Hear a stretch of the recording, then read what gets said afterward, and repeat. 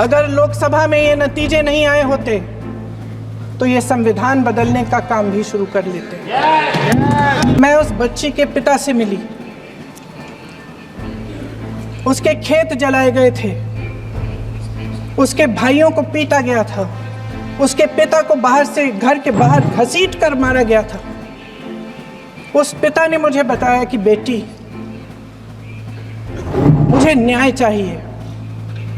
मेरी बेटी अपने एफआईआर को दर्ज करने के लिए जब जिले में गई तो उसको मना किया गया, अगले जिले में जाना पड़ा उसे।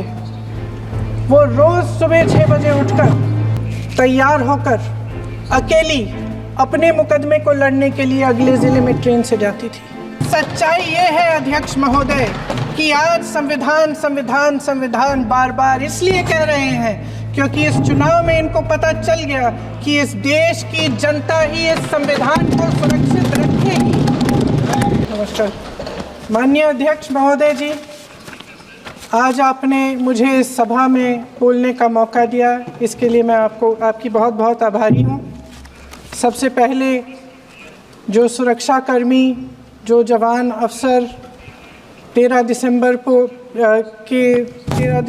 को संसद की सुरक्षा के लिए शहीद हुए, उनके प्रति मैं श्रद्धांजलि व्यक्त करना चाहती हूँ।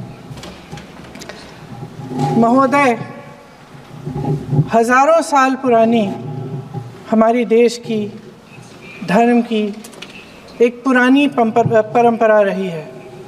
ये परंपरा संवाद, चर्चा की रही है। एक गौरवशाली परंपरा है जो दर्शन ग्रंथों में, वेदों में, उपनिषदों में दिखती है। वाद विवाद और संवाद की हमारी पुरानी संस्कृति है। अलग अलग धर्मों में भी, इस्लाम में, सूफियों में, बौद्ध धर्म में, जैन धर्म में, सिख धर्म में भी ये वाद संवाद, ये चर्चा बहस, इसकी संस्कृति रही है। इसी परंपरा से उभरा हमारा स्वतंत्रता संग्राम। हमारा स्वतंत्रता संग्राम विश्व में एक अनोखा संग्राम था, एक अनोखी लड़ाई थी जो अहिंसा और सत्य पर आधारित थी। ये वाद संवाद की जो परंपरा है, इसको इस संग्राम ने आगे कैसे बढ़ाया? क्योंकि ये जो संग्राम था, ये जो लड़ाई थी हमारी आज़ादी के लिए, एक बेहद लोकतांत्रिक लड़ाई थी। इसमें देश के किसान, देश के जवान, देश के मजदूर, देश के अधिवक्ता, देश के बुद्धिजीवी, चाहे किसी भी जाति के हों, चाहे किसी भी धर्म के हों, चाहे किसी भी भाषा को बोलते हों, सब इस स्वतंत्रता संग्राम में शामिल हुए। सब ने हमारे देश की आज़ादी की लड़ाई लड़ी।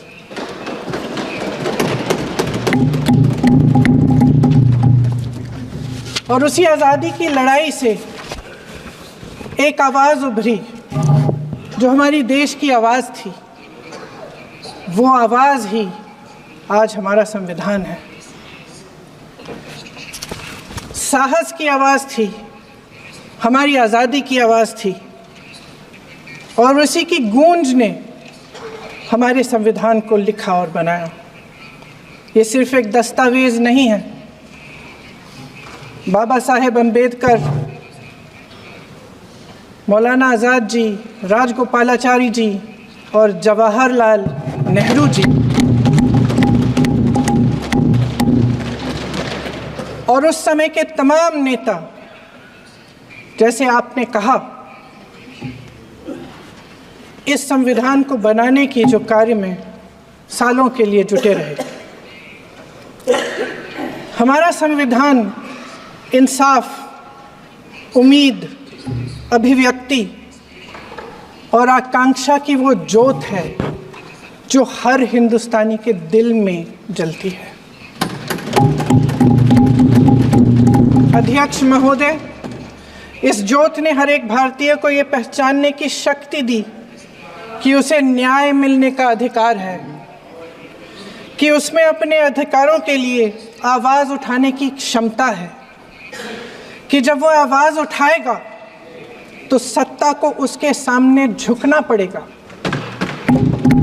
इस संविधान ने हर एक देशवासी को ये अधिकार दिया कि वो सरकार बना भी सकता है और सरकार बदल भी सकता है।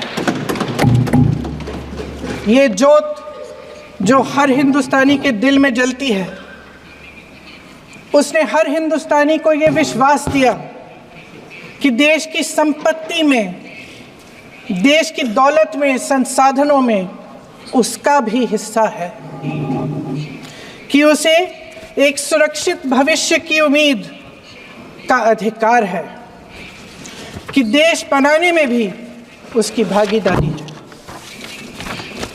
उम्मीद और आशा की ये जोत मैंने देश के कोने कोने में खुद देखी है। उन्नाव में मैं एक रेप पीड़िता के घर गई, उसे जलाकर मार डाला था। वो शायद 20-21 साल की होगी।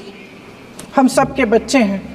हम सोच सकते हैं कि अगर हमारी बेटी के साथ बार बार बलात्कार हुआ और फिर जब वो अपनी लड़ाई लड़ने के लिए गई तो उसको जलाकर मार डाला गया होता तो हम पर क्या बीतती। मैं उस बच्ची के पिता से मिली। उसके खेत जलाए गए थे, उसके भाइयों को पीटा गया था, उसके पिता को बाहर से, घर के बाहर घसीट कर मारा गया था। उस पिता ने मुझे बताया कि बेटी, मुझे न्याय चाहिए। मेरी बेटी अपने एफआईआर को दर्ज करने के लिए जब ज़िले में गई तो उसको मना किया गया। अगले ज़िले में जाना पड़ा उसे। वो रोज़ सुबह 6 बजे उठकर तैयार होकर अकेली अपने मुकदमे को लड़ने के लिए अगले ज़िले में ट्रेन से जाती थी। उसके पिता ने मुझे कहा कि मैंने उससे कहा, बेटी अकेले मत जाओ, छोड़ दो ये लड़ाई। लेकिन उसकी बेटी ने उसको जवाब दिया कि नहीं पिताजी, मैं अकेली जाऊंगी, मैं लड़ूंगी, ये मेरी लड़ाई है, मैं इसको लड़ूंगी। ये लड़ने की क्षमता, ये हिम्मत उस लड़की को और करोड़ों भारत की नारियों को हमारे संविधान ने दी। आगरा में मैं अरुण वाल्मीकि के घर गई। अरुण वाल्मीकि पुलिस स्टेशन में काम करता था, सफाई का काम करता था। आप सोच सकते हैं हमारी तरह उसका भी परिवार था। नई नई शादी हुई थी, 2-3 महीनों का बच्चा था। पुलिस स्टेशन में चोरी हो गई। चोरी का इल्ज़ाम उस पर लगाया गया। उसके पूरे परिवार को उठाकर पुलिस स्टेशन में ले गए। आप हंस रहे हैं, लेकिन ये गंभीर बात है। और क्या करेंगे? शर्म करो, शर्म। अरुण वाल्मीकि को पीट पीट के मार डाला, उसकी बीवी को पीटा, उसके पिता के नाखून निकाले, उसके पूरे परिवार को पीटा गया। जब मैं उस जवान महिला से मिलने गई जो अभी अभी विधवा हुई थी, तो उसने मुझे कहा कि दीदी, हमें सिर्फ एक चीज़ चाहिए, हमें न्याय चाहिए और हम इस न्याय के लिए लड़ते रहेंगे, चाहे कुछ भी हो जाए। ये हिम्मत उस महिला को हमारे संविधान ने दी।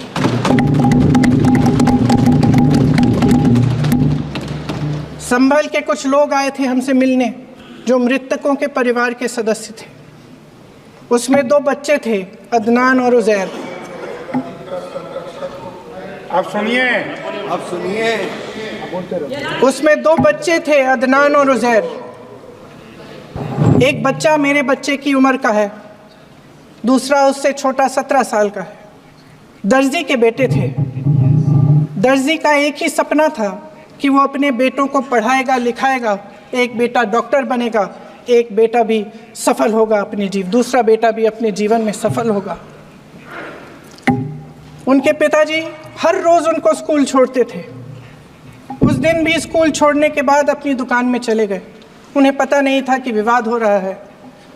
उन्होंने भीड़ देखी, घर आने की कोशिश की तो पुलिस ने गोली से मार डाला। वो 17 साल का बच्चा अदनान मुझसे कहता है, वो 17 साल का बच्चा अदनान मुझसे कहता है कि मैं बड़ा होकर डॉक्टर बन के दिखाऊंगा, मैं अपने पिता का सपना साकार करूंगा। ये सपना, ये आशा उसके दिल में हमारे संविधान ने डाली। अध्यक्ष महोदय, हमारे देश के करोड़ों देशवासियों के संघर्ष में, अपने अधिकारों की पहचान में, इनकी कठिन से कठिन परिस्थितियों से लड़ने की अपार हिम्मत में और देश से न्याय की अपेक्षा में हमारे संविधान की ज्योत जल रही है। मैंने हमारे संविधान की ज्योत को जलते हुए देखा है और इसके साथ साथ ये भी समझा है कि हमारा संविधान एक सुरक्षा कवच है, एक ऐसा सुरक्षा कवच है जो देशवासियों को सुरक्षित रखता है, न्याय का कवच है, एकता का कवच है और अभिव्यक्ति की आज़ादी का कवच है। दुख की बात यह है कि मेरे सत्ता पक्ष के साथी जो बहुत बड़ी बड़ी बातें करते हैं, इन्होंने इन 10 सालों में ये सुरक्षा कवच, सत्ता पक्ष के मेरे साथियों ने ये सुरक्षा कवच तोड़ने का पूरा प्रयास किया है। संविधान में सामाजिक, आर्थिक और राजनीतिक न्याय का वादा है। ये वादा एक सुरक्षा कवच है जिसको तोड़ने का काम शुरू हो चुका है। लैटरल एंट्री और निजीकरण के जरिए ये सरकार आरक्षण को कमज़ोर करने का काम कर रही है। अगर लोकसभा में ये नतीजे नहीं आए होते तो ये संविधान बदलने का काम भी शुरू कर लेते। सच्चाई ये है अध्यक्ष महोदय कि आज संविधान बार बार इसलिए कह रहे हैं क्योंकि इस चुनाव में इनको पता चल गया कि इस देश की जनता ही इस संविधान को सुरक्षित रखेगी, कि इस चुनाव में हारते हारते जीतने से इन्हें एहसास हुआ कि ये संविधान बदलने की बात इस देश में नहीं चलेगी। आज जनता की मांग है कि जाति जनगणना हो। सत्ता पक्ष के मेरे साथी ने इसका जिक्र किया। ये जिक्र भी आज इसलिए हो रहा है क्योंकि चुनाव में ये नतीजे आए। ये जाति जनगणना इसलिए ज़रूरी है ताकि हमें पता चले कि किसकी क्या स्थिति है और नीतियां उस हिसाब से बने। इनकी गंभीरता का प्रमाण ये है कि जब चुनाव में पूरे विपक्ष ने जोरदार आवाज़ उठाई कि ये जाति जनगणना होनी चाहिए, तो इनका जवाब देखिए। इनका जवाब भैंस चुरा लेंगे, मंगलसूत्र चुरा लेंगे, इनका ये जवाब था। ये गंभीरता है इनकी जाति जनगणना पर। महोदय, हमारे संविधान ने आर्थिक न्याय की नींव डाली, किसानों, गरीबों और को ज़मीन बांटी, भूमि सुधार किया, जिसका नाम लेने से कभी कभी आप झिझकते हैं और कभी कभी उनका नाम धड़ाधड़ इस्तेमाल किया जाता है अपने आप को बचाने के लिए। उन्होंने HAL, BHEL, SAIL, GAIL, ONGC, NTPC, railways, IIT, IIM, oil refinery, steel plant, तमाम PSU बनाए। अध्यक्ष महोदय, उनका नाम पुस्तकों से मिटाया जा सकता है, उनका नाम भाषणों से मिटाया जा सकता है, लेकिन जो उनकी भूमिका रही इस देश की आज़ादी के लिए और इस देश के निर्माण के लिए, वो इस देश में से कभी मिटाया नहीं जा सकता। 75 सालों में जनता का भरोसा रहा कि नीतियाँ बनेंगी तो जनता की भलाई के लिए बनेंगी।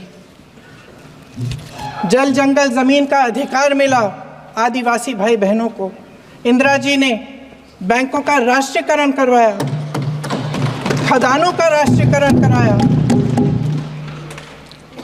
कांग्रेस और UPA की सरकारों में शिक्षा का, भोजन का, अधिकार मिला। 75 सालों में जनता का भरोसा मिला। पहले संसद चलती थी तो जनता की उम्मीद होती थी कि सरकार महंगाई और बेरोजगारी पर चर्चा करेगी, कोई उपाय निकालेगी, कोई रास्ता निकालेगी। लोग मानते थे कि अगर कोई नई आर्थिक नीति बनेगी तो देश की अर्थव्यवस्था को मजबूत बनाने के लिए बनेगी, तो भारतीय बाजार को मजबूत बनाने के लिए बनेगी, उनके भविष्य को मजबूत बनाने के लिए बनेगी। किसान और आदिवासी भाई बहन भरोसा करते थे कि यदि ज़मीन के कानून में संशोधन होगा तो उन्हीं की भलाई के लिए होगा। आप नारी शक्ति की बात करते हैं। आज चुनाव की वजह से शायद इतनी बातचीत हो रही है नारी शक्ति के बारे में, क्योंकि हमारे संविधान ने महिलाओं को ये अधिकार दिया, उनकी शक्ति को परिवर्तित किया वोट में। और आज आपको पहचानना पड़ रहा है कि महिलाओं के बिना, कि नारी शक्ति के बिना ये सरकारें नहीं बन सकती हैं। इसीलिए आज आप नारी शक्ति की बातें दोहरा रहे हैं। जो आप नारी शक्ति का अधिनियम लाए हैं उसको लागू क्यों नहीं करते? वो 10 साल बाद लागू क्यों होगा? क्या आज की नारी 10 साल इंतजार करेगी उसके लागू करने के लिए? क्या बात है, क्या बात है।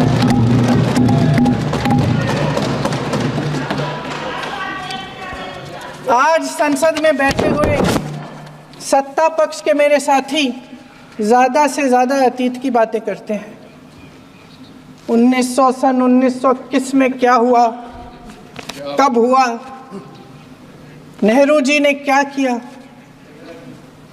अरे वर्तमान की बात करिए, देश को बताइए आप क्या कर रहे हैं, आपकी जिम्मेदारी क्या है? कि सारी जिम्मेदारी जवाहरलाल नेहरू की है। अध्यक्ष महोदय जी, ये सरकार आर्थिक न्याय का सुरक्षा कवच तोड़ रही है। आज संसद में बैठी ये सरकार बेरोजगारी और महंगाई से जूझ रही हमारी जनता को क्या राहत दे रही है। कृषि के कानून भी बड़े बड़े उद्योगपतियों के लिए बन रहे हैं। सही एमएसपी को छोड़िए, डीएपी तक नहीं मिल रहा है।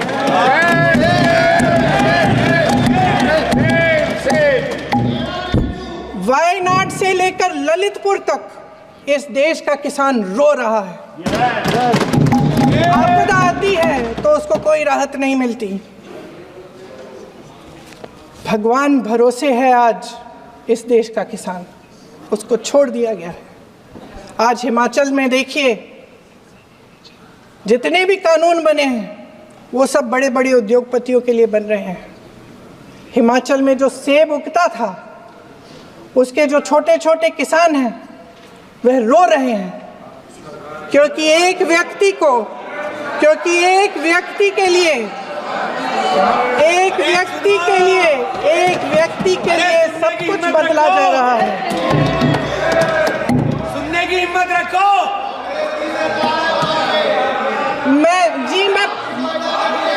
अध्यक्ष महोदय जी,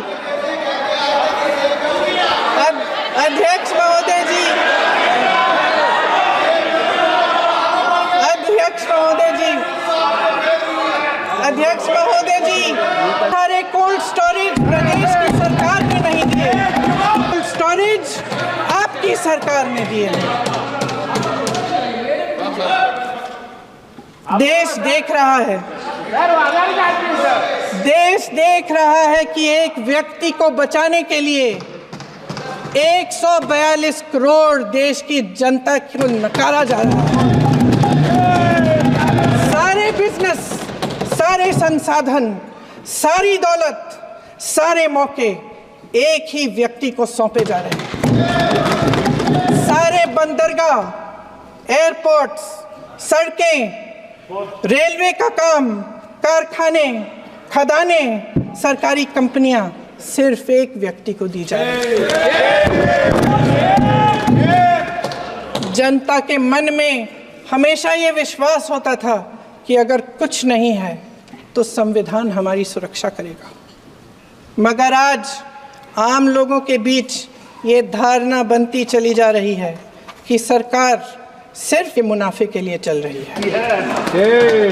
देश में बहुत तेजी से गैर बराबरी बढ़ रही है।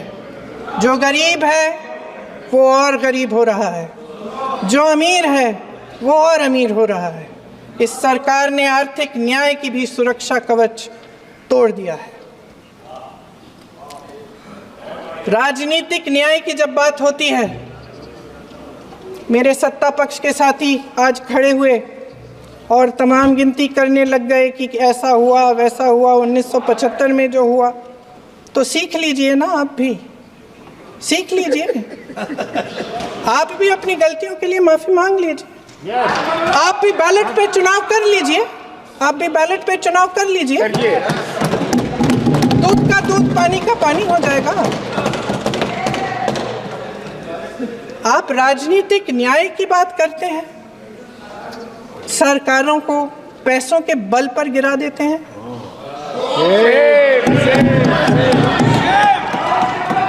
मेरा आग्रह है कि अपन संविधान में सकारात्मक बोले।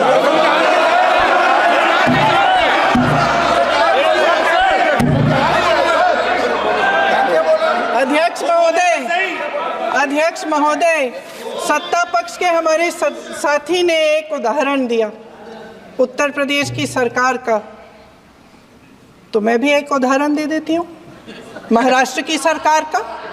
मैं भी एक उदाहरण दे देती हूँ हिमाचल की सरकार को तोड़ने की कोशिश किसने की, पैसों के बल पे की, गोवा की सरकार। तमाम उदाहरण राजस्थान की। क्या ये सरकारें जनता ने नहीं चुनी थी? क्या संविधान इन पर लागू नहीं था? पूरी देश की जनता जानती है कि इनका हंसती है, जानती है कि इनके यहाँ तो वॉशिंग मशीन है।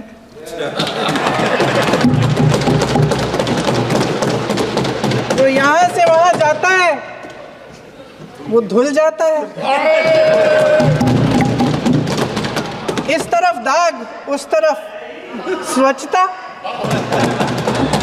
और मेरे कई ऐसे साथी हैं जो इस तरफ होते थे उस तरफ चले गए, मुझे दिख भी रहे हैं, वॉशिंग मशीन में शायद धुल गए हैं। अध्यक्ष महोदय, जहां भाईचारा और अपनापन होता था, जहां हमारे संविधान ने एकता का सुरक्षा कवच दिया था, वहां शक और घृणा के बीज बोए जा रहे हैं। एकता का सुरक्षा कवच तोड़ा जा रहा है। प्रधानमंत्री जी यहाँ सदन में संविधान की किताब को यूं माथे से लगाते हैं, लेकिन संभल में, हाथरस में, मणिपुर में जब न्याय की गुहार आती है, उठती है, तो उनके माथे पे शिकन तक नहीं आता।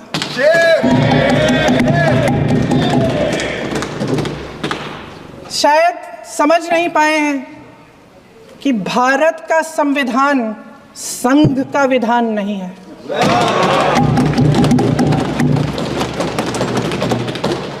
भारत के संविधान ने हमें एकता दी, हमें आपसी प्रेम दिया। उस मोहब्बत की दुकान जिस पर आपको हंसी आती है, उसके साथ करोड़ों देशवासी चले। करोड़ों देशवासियों के दिल में एक दूसरे के लिए प्रेम है, घृणा नहीं है।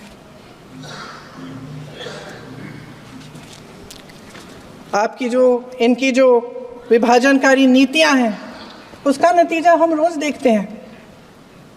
राजनीतिक फायदे के लिए संविधान को छोड़िए, देश की एकता को भी ये रख नहीं सकते, इसकी सुरक्षा नहीं कर सकते। हमने संभल में देखा, मणिपुर में देखा। दरअसल इनका कहना है कि अलग अलग इस देश के अलग अलग हिस्से हैं। कैमरा। लेकिन हमारा संविधान कहता है कि ये देश एक है और ये देश एक रहेगा। जहां खुला विवाद होता था, अभिव्यक्ति का सुरक्षा कवच होता था, इन्होंने भय का माहौल पैदा किया है। सत्ता पक्ष के मेरे साथी अक्सर 75 सालों की बात करते हैं, लेकिन इन 75 सालों में ये उम्मीद, आशा, ये अभिव्यक्ति की ज्योति कभी थमी नहीं, कभी बुझी नहीं। इस देश की जनता ने खुलकर आलोचना की, निडर होकर धरने किए, प्रदर्शन किए। जब जब जनता नाराज हुई तब तब सत्ता को ललकारा, उसे चेतावनी दी, बड़े से बड़े नेताओं को कटघरे में खड़ा किया, उनसे जवाब मांगा, न्याय मांगा। इस देश के छोटे छोटे से नुक्कड़ की दुकानों में, चाय की दुकानों में, इस देश के घरों में, गलियों में, मोहल्लों में, अखबारों में, प्रकाशन घरों में, न्यायपालिकाओं में चर्चा कभी बंद नहीं हुई। लेकिन आज ये माहौल नहीं है। आज जनता को सच बोलने से डराया जाता है, धमकाया जाता है। पत्रकार हो या विपक्ष का नेता हो या किसी यूनिवर्सिटी का प्रोफेसर हो, छात्र संघ हो या कर्मचारियों का संगठन हो, सबका मुंह बंद कराया जाता है। किसी पे ईडी, किसी पे सीबीआई, किसी पे इनकम टैक्स, फर्जी मुकदमे लगवाए जाते हैं, जेल में डाल दिया जाता है। विपक्षी नेताओं को जेल में डाल दिया जाता है, उनको सताया जाता है। किसी को नहीं छोड़ा इस सरकार ने। देशद्रोही कह के उत्तर प्रदेश में मुझे याद है कुछ अध्यापिकाएं प्रदर्शन कर रही थी, उन पर मुकदमा डाल दिया देशद्रोही का, उन्हें देशद्रोही कह दिया। इन्होंने देश का पूरा माहौल भय से भर दिया है। इनकी मीडिया की मशीन झूठ फैलाती है, तरह तरह के आरोप लगाती है, और शायद वह भी भय में ही है। महोदय, मैं इस सदन को याद दिलाना चाहती हूँ कि ऐसा डर का माहौल देश में अंग्रेज़ों के राज में था। जब इस तरफ बैठे हुए गांधी की विचारधारा वाले लोग आज़ादी की लड़ाई लड़ रहे थे और उस तरफ वाली विचारधारा वाले लोग भय में रहकर अंग्रेज़ों के साथ साठ-गांठ कर रहे थे।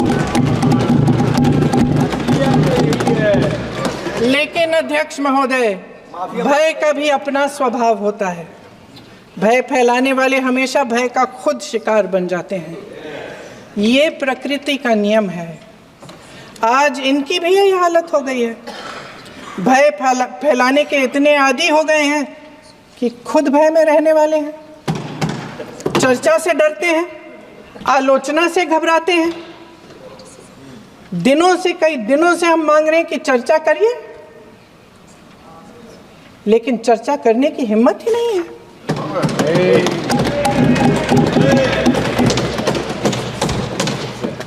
एक कहानी होती थी अध्यक्ष महोदय, शायद बचपन में आपने भी सुनी होगी। राजा भेष बदलकर बाजार में आलोचना सुनने जाता था। ये सुनने जाता था कि प्रजा मेरे बारे में क्या कह रही है, मैं सही रास्ते पे चल रहा हूँ कि नहीं। लेकिन आज का राजा, भेष तो बदलते हैं आज के राजा, शौक तो है उनको भेष बदलने का, लेकिन न जनता के बीच जाने की हिम्मत है और ना आलोचना सुनने की। महोदय, मैं तो सदन में नहीं हूँ।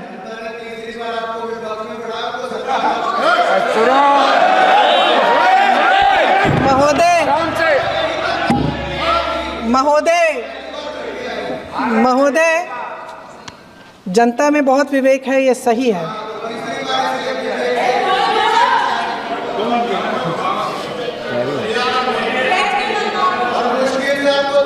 अच्छा महोदय, मैं सदन में नहीं हूँ,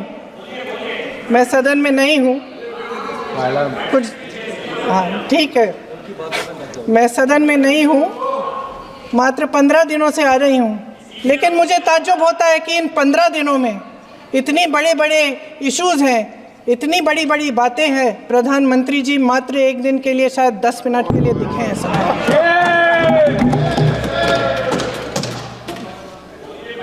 बात यह है अध्यक्ष महोदय जी कि ये देश भय से नहीं, साहस और संघर्ष से बना है। इसको बनाने वाले देश के किसान, जवान, देश के करोड़ों मजदूर और गरीब जनता है। संविधान इनको साहस देता है। मेहनती मिडिल क्लास है और इस देश के जो करोड़ों देशवासी हैं, जो रोजाना भयंकर परिस्थितियों का सामना करते हैं, उनको साहस देता है। वायनाड में जो आपदा आई, उसमें एक छोटा लड़का था 17 साल का। 6 घंटों के लिए उसने अपनी माँ को बचाने की कोशिश की। 6 घंटों के लिए आप सोच सकते हैं कि अगर नदी की धारा बह रही है, नाराज है, आप अपनी माँ को पकड़े हो, 6 घंटों के लिए पकड़े रखते हो कि मेरी माँ बच जाएगी और अंत में वो माँ भी बह जाती है। उस लड़के का साहस, उन महिलाओं का साहस जो पीड़ित हैं लेकिन फिर भी अपनी लड़ाई लड़ रहे हैं, उन संभल के बच्चों का साहस जिनके पिताजी अभी अभी गुजर गए लेकिन फिर भी उनके सपनों को साकार करने की हिम्मत है, उनका साहस है। वो साहस से संविधान ने दिया है।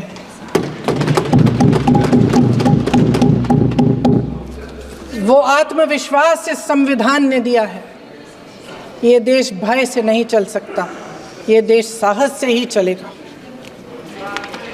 भय की भी सीमा होती है और जब वो सीमा पार हो जाती है, जब किसी को इतना दबाया जाता है कि उसको लगने लगता है कि अब मेरे पास खोने के लिए कुछ नहीं है, तब उसमें एक ऐसी शक्ति पैदा होती है जिसके सामने कोई कायर खड़ा नहीं हो सकता। ये देश कायरों के हाथों में ज़्यादा देर तक कभी नहीं रहा है। ये देश उठेगा, ये देश लड़ेगा, सत्य मांगेगा, सत्यमेव जयते। जय हिंद।